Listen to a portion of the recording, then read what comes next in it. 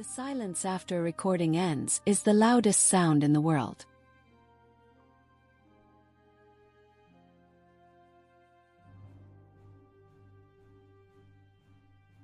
The silence after a recording ends is the loudest sound in the world. Maya stood in the doorway of the restaurant, rain dripping from her hair, her chest heaving from the sprint from the train station. Through the window, she'd watched Joon's face collapse as her own voice, small, scared, honest, played from his mother's phone. Now the recording had stopped. The restaurant was silent except for the soft patter of rain against glass.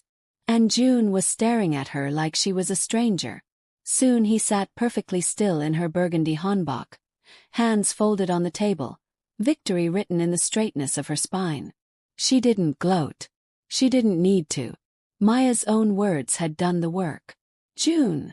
Maya's voice cracked. He stood slowly, his chair scraping against the floor. For a moment she thought he might walk out, might leave both of them standing there. Instead, he picked up his mother's phone and held it up. "How long have you had this?" His voice was eerily calm. Soon-he's expression didn't change. "Since the day we met in the car. You recorded her without consent. You..." He stopped, jaw clenching. "You trapped her. Asked her questions designed to make her doubt herself. And then you recorded it." "I recorded the truth," soon he said quietly. "The truth she was too afraid to tell you." Joon's hand tightened around the phone.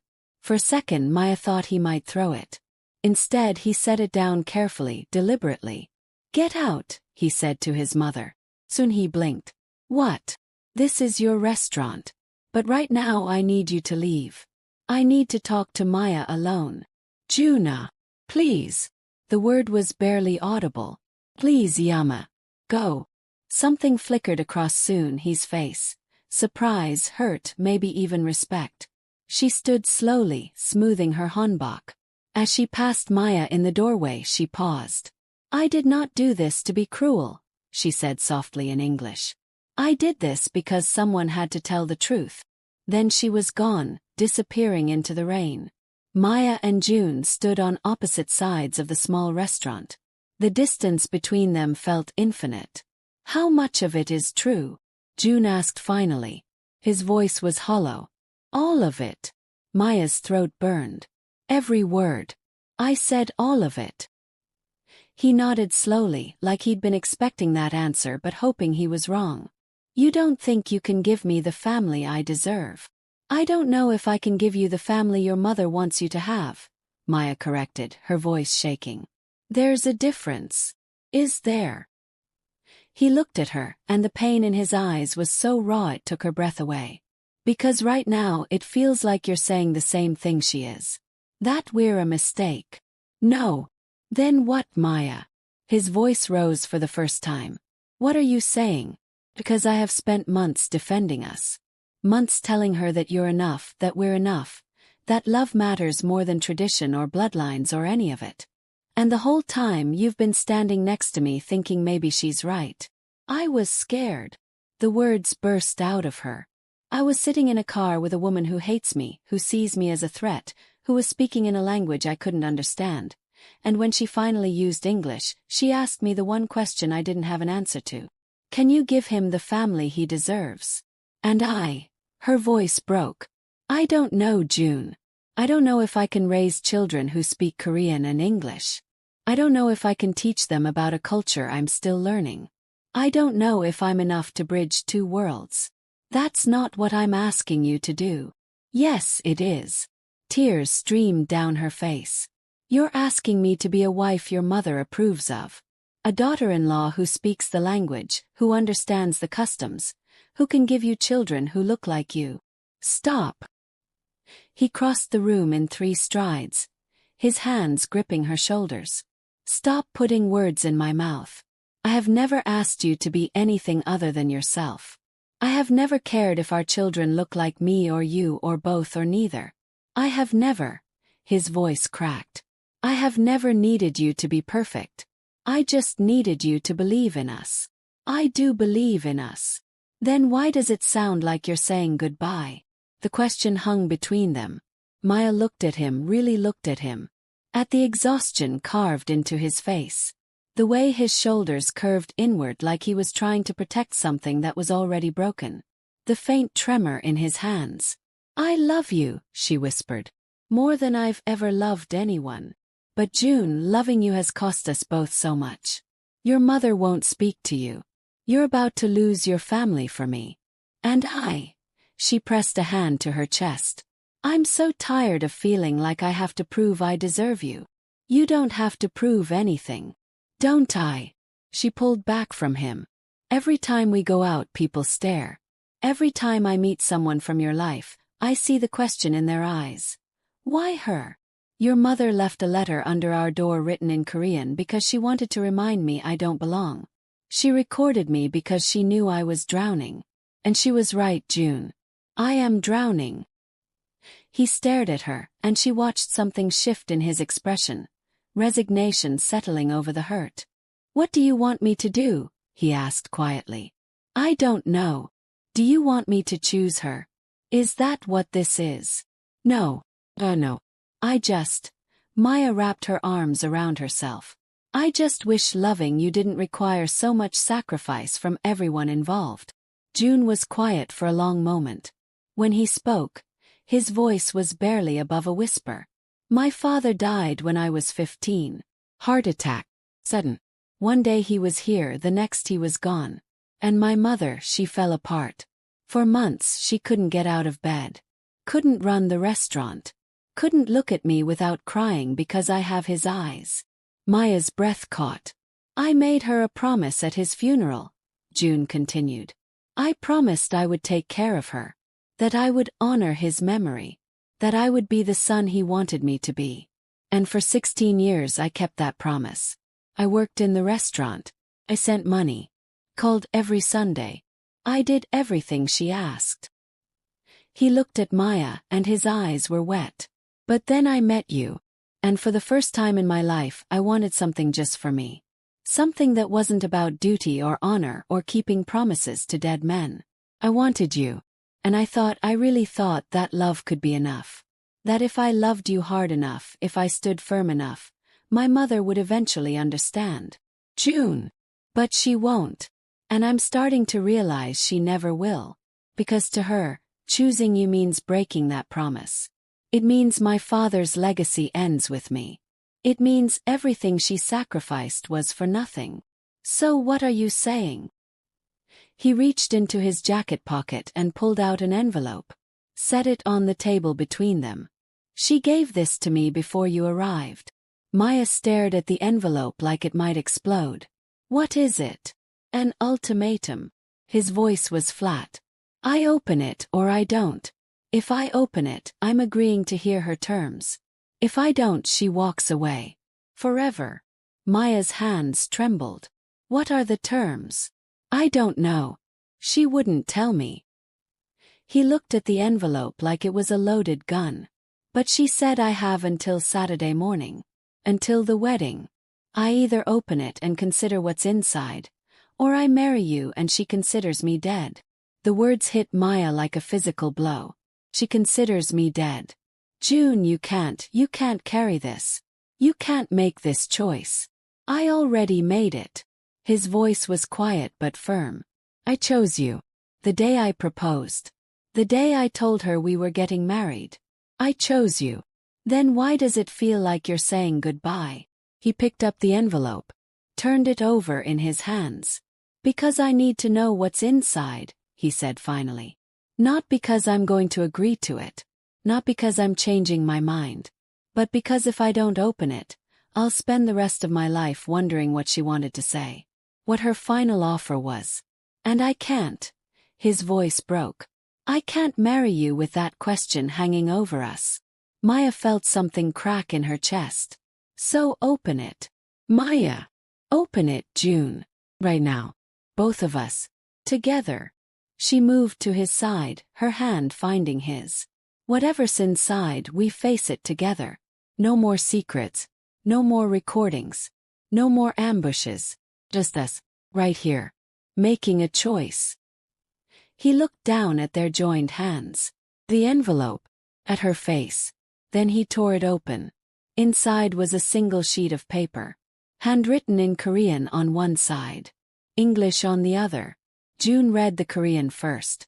Maya watched his face cycle through shock, anger, disbelief, and something that looked like grief. "What does it say?" she whispered. He flipped it over. Handed it to her. The English side was written in Soon-hee's precise handwriting. "Una, I have asked myself every day since you told me about Maya. What kind of mother puts her son in this position? What kind of love makes demands instead of giving freedom? I do not have good answers. Your father made me promise on his deathbed that I would protect you, that I would make sure you had a family rooted in our culture, our language, our traditions. He feared that the world would take you from us, that you would become American and forget where you came from. I have tried to keep that promise. But in trying to protect you, I have hurt you. I see that now. Here are my terms. If you marry Maya, I will not come to the wedding. I will not meet your children. I will not speak to you for 5 years. But after 5 years, if you are still married, if you are still happy, if you have built the life you wanted, I will return. I will apologize. I will meet your family. And I will try to be the mother you deserved instead of the mother I have been. 5 years. That is my offer. 5 years for you to prove me wrong. If I am right, if this marriage fails, if the cultural divide is too great, you may return to me at any time and I will welcome you. No judgment. No, I told you so. Just a mother's love. But if you are right, if love is enough, if Maya is who you say she is, then in 5 years I will bend my knee and ask her forgiveness. The choice is yours. But know this. I am not abandoning you. I am giving you space to choose your own life. And I am betting that in 5 years, you will either come home to me, or you will invite me into the home you have built. Either way, you are my son. And I love you more than my own life. This is the last time I will stand in your way. Choose. Mama. Maya read it 3 times, her hands shaking. She's giving us 5 years, Joon said quietly. She's betting we'll fail. Maya's voice was hollow. She's giving us a chance. He took the letter from her hands. Maya, this is more than I thought she'd ever offer. 5 years without her is. God, it's going to hurt. But 5 years to prove her wrong. To build something real without her interference. His eyes were bright with unshed tears. That's a gift. A gift. Maya's voice rose.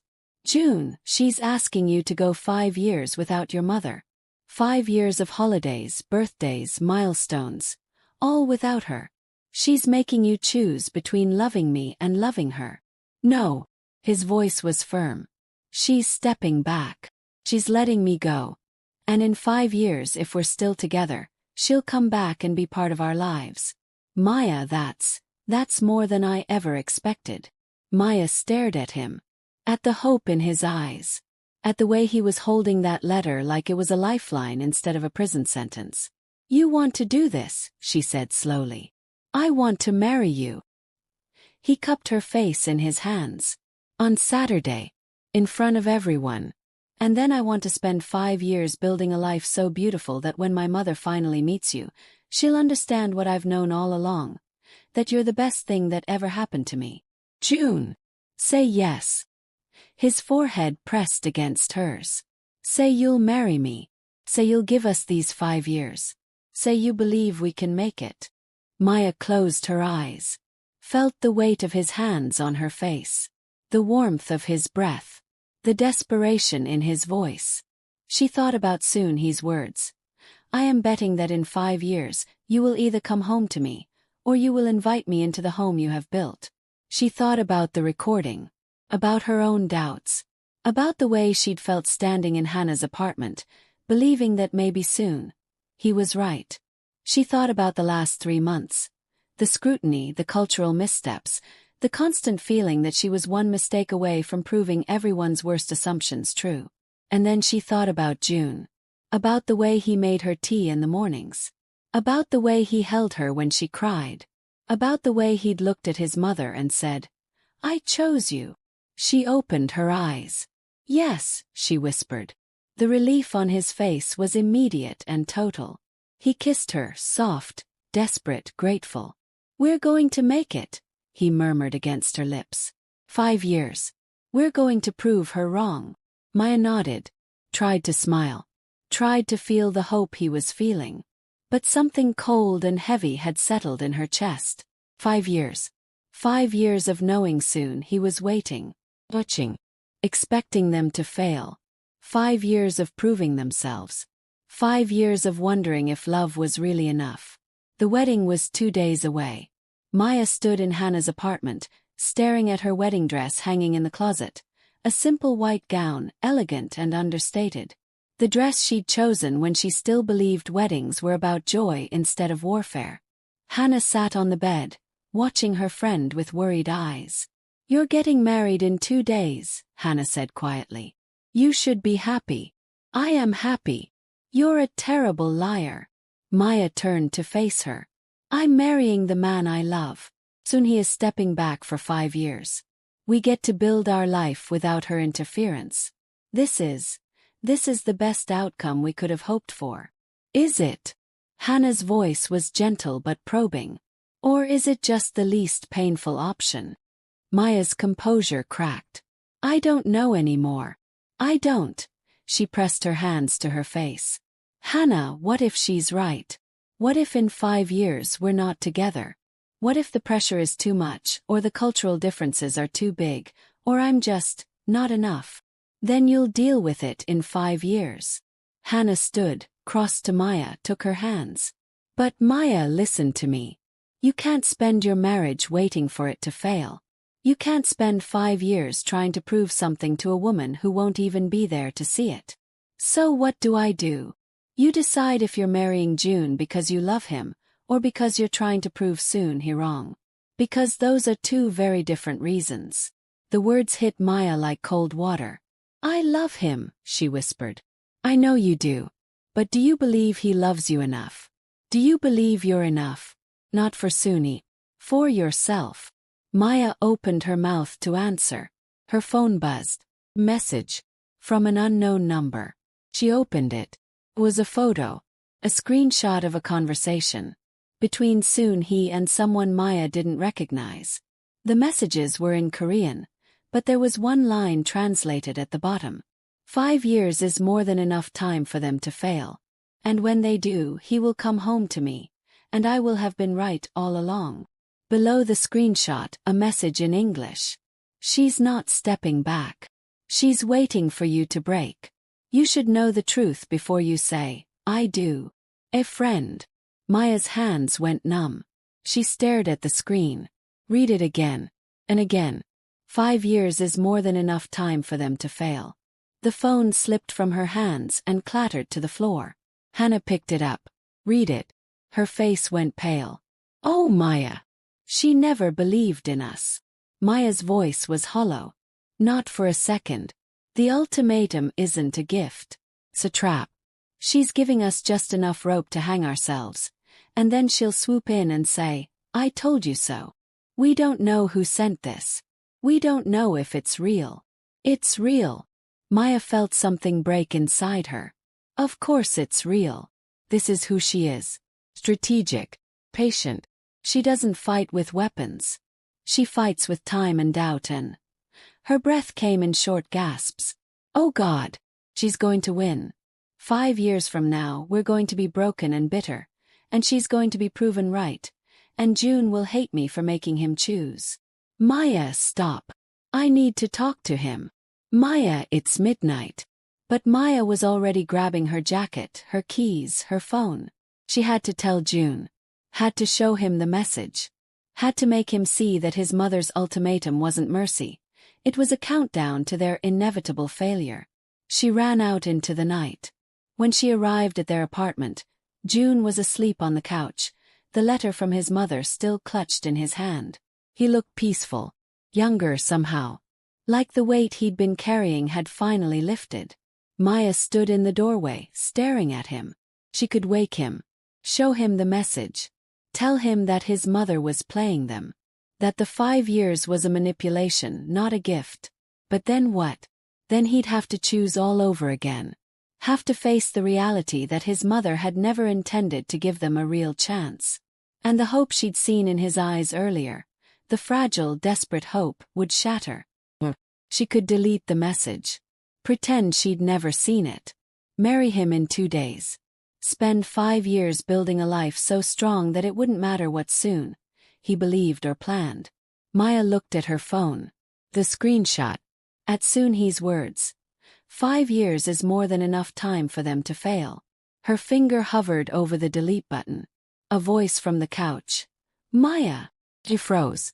Joon sat up, rubbing his eyes. What are you doing here? I thought you were staying at Hannah's tonight. Her voice failed. He stood, crossed to her, worry creasing his face. What happened? What's wrong? She looked at him. At the man she loved more than anything. At the man who'd chosen her despite everything. And she made a choice. She held out her phone. You need to see something. Joon took the phone. Read the message. Read the screenshot.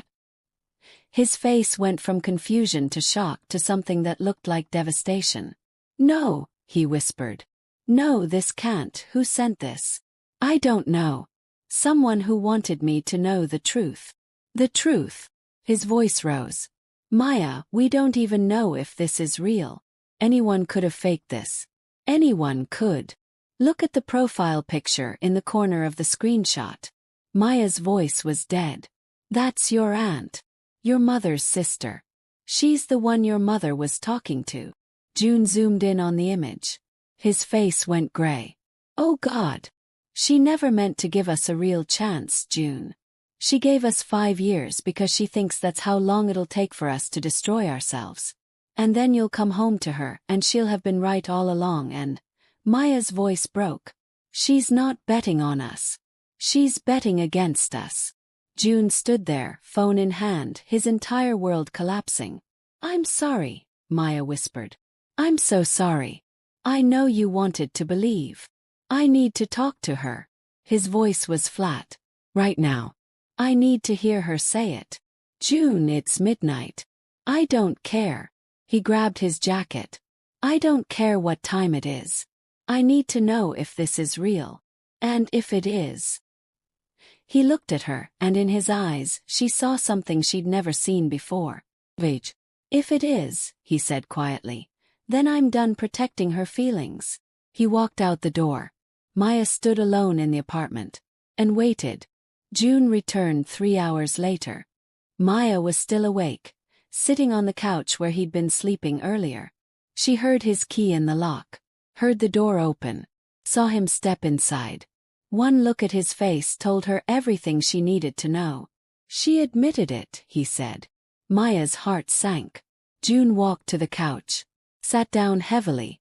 Stared at his hands. She said. His voice was hollow. She said 5 years was generous but realistic. That most marriages between people from different cultures fail within 3 years. That she was giving us extra time because she wanted to be fair. That she wasn't rooting for us to fail, but she wasn't naive enough to believe we'd succeed. Joon. She said she loves me too much to watch me make a mistake, but she loves me enough to let me make it anyway. And when it falls apart, when not if, she'll be there to help me pick up the pieces. He looked at Maya and his eyes were red. She called it compassionate detachment. Maya felt tears spill down her cheeks. I'm sorry. She also said. Joon's voice cracked. She said she likes you. That in another life, if you'd been Korean, she would have been proud to call you her daughter. But in this life, with who you are and who I am and the worlds we come from, she doesn't believe love is enough. Maybe she's right, Maya whispered. No. Joon's voice was firm despite the tears streaming down his face. No, she doesn't get to be right. She doesn't get to decide our future based on statistics and prejudice and fear. She doesn't. He stood abruptly. I need to ask you something.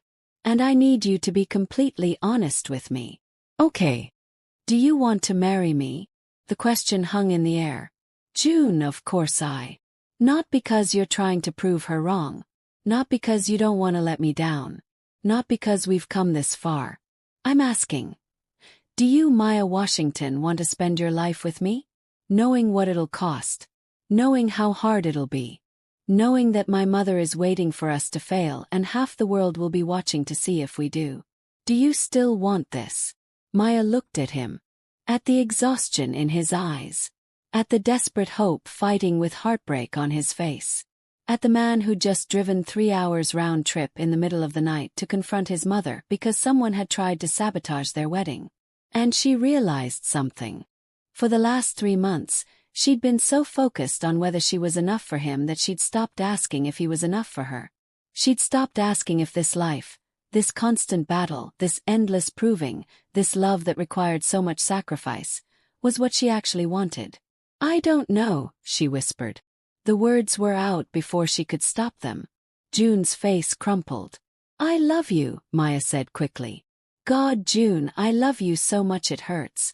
But I don't know if love is enough anymore. I don't know if I can spend 5 years or 50 years fighting for us. Fighting your mother, fighting cultural expectations. Fighting the voice in my head that says she's right. I don't know if I'm strong enough. Maya. The wedding is in 2 days, she continued, her voice shaking. And I don't know if I'm saying I do because I want to, or because I'm too afraid of what it means to say, I don't. Silence. Joon sat back down. Put his head in his hands. What do you need? He asked finally. I don't know. Do you need time? We don't have time. The wedding is. Cancel it. His voice was flat. If you need time, we cancel it. We postpone. We. He looked up at her. Maya, I would rather postpone our wedding than marry you while you're this uncertain. Because if we do this, I need you to be sure. Not for my mother. Not for me. For yourself. Maya felt something break open in her chest. Relief mixed with terror. You'd really cancel. I'd really cancel. He reached for her hand. I love you enough to wait. I love you enough to give you space to figure out what you actually want. I love you enough to risk that you might decide you don't want this after all. Tears streamed down Maya's face. I'm sorry, she sobbed. I'm so sorry. Thought I was ready. Thought I was sure. But now. Shoo. He pulled her into his arms. You don't have to apologize for being human. They sat there, holding each other, both of them crying. Maya's phone buzzed. Then Joon's. Then Maya's again. They pulled apart, both reaching for their phones. Maya opened her messages. What she saw made her blood run cold. A group text. To her, Joon, Hannah, and 43 other people. Everyone invited to their wedding. From Soonhee's number. The message was in English. The wedding on Saturday is cancelled. Maya has decided she cannot go through with it. Please respect their privacy during this difficult time. Soonhee Park, mother of the groom. Below it, another message. I am sorry it came to this. But perhaps it is for the best.